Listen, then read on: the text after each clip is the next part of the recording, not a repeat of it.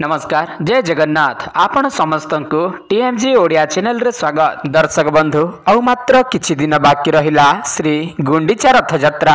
आज मु आपण माननकु एही श्री गुंडीचा रथ यात्रा दिन एमिति एक लतार चेर आनिबाकु कहिबी जे चेरटी आपण माने आनिबा द्वारा आपणक भाग्यटी परिवर्तन हो जीवा। एही दुनिया रे चलिबाकु हेले अनेक कष्ट अनेक परिश्रम सह्य करिबाकु पड़ी थाए।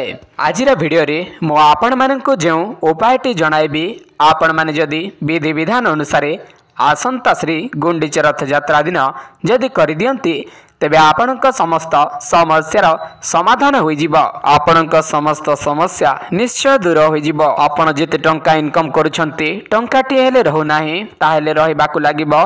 आपणक शत्रु समस्या दूर हब। घरे सब बेले अशांति कले झगड़ा लगी रही। स्वामी स्त्री मध्य मन मालिन्य समस्या देखा देउछि। आपण जे कोनोसी काम धंदा कले ताहा ठीक चालू नाही ताहेले आपण माने आजिर वीडियोटी को निश्चित शेष पर्यंत देखंतु एवं आपण मानकु जदि एही उपायटी भल लागे ताहेले आपण माने विधि विधान अनुसार निश्चय करंतु। तबे चलंतु वर्तमान आपण मानकु सही प्रयोग विधिटी जणाइ दउछि, किंतु तारि पूर्वरु आपण माने वीडियोटी को समस्त गोटे गोटे लाइक करंतु एवं चैनल को सब्सक्राइब करी बेल नोटिफिकेशन टी को ऑल रे प्रेस करी रखंतु। वीडियोटी आरंभ करिबा पूर्वरु आपण मानक पई गोटे सूचना। आसंता रथ यात्रा दिन आमे तयारी करिबा को जाउछु ताबीज। तेबे एही ताबीज आपण आमठारु केमिति पाई परिबे जानंतु, किंतु ताहारी पूर्वरु एही ताबीज रो कोन सब काम वर्तमान ध्यान देकी सुनंतु। सर्वमोहिनी सर्व कार्य सिद्धि भूत प्रेत समस्या कोर्ट कचेरी समस्या विवाह समस्या स्वामी वशीकरण स्त्री वशीकरण प्रेम समस्या शत्रु वशीकरण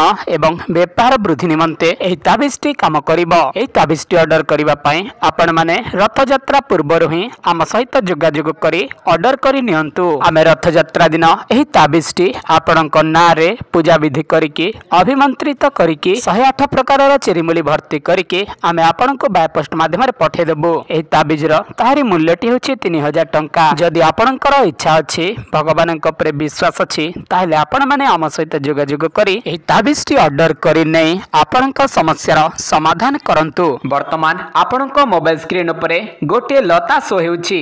एहा हेउछि लाजकुली लता। आपण माने करिवे कोन गुंडीचा रथ यात्रा ताहारी पूर्व दिन संध्या समय रे आपण माने एही लता मूलरे निमंत्रण पूजा विधि करंतु। ताहापरे श्री गुंडीचा रथ यात्रा दिन आपण माने ब्रह्म मुहूर्त रे उठंतु एवं सही गछर चेरटी को ओपाड़ी आनंतु। ताहाको आनी सारला परे आपण माने कंचा क्षीर किंबा गंगा जल रे धोई दियंतु। ताहापरे आपण माने गोटे नाली कपड़ा आनिबे एवं सही चेरटी को 7 गंठी दे बांधी देबे। बांधी सारला परे झुणा देबे एवं आपण टंका पैसा रखुतिबा स्थान रे ताहाको रखि देबे किंबा आपणक पूजा घरे रखि देबे। एही परि करिबा द्वारा आपणक घरे जहाँ भी अशांति कली झगड़ा शत्रु समस्या ता सहित हाथ में टंकाटे रह नथिले रहबाकु लागिबो। आपणक जीवन रे जहाँ भी समस्या लागि रहिछि ताहा अल्प मात्र केइटा दिन रे दूर होई जिवो।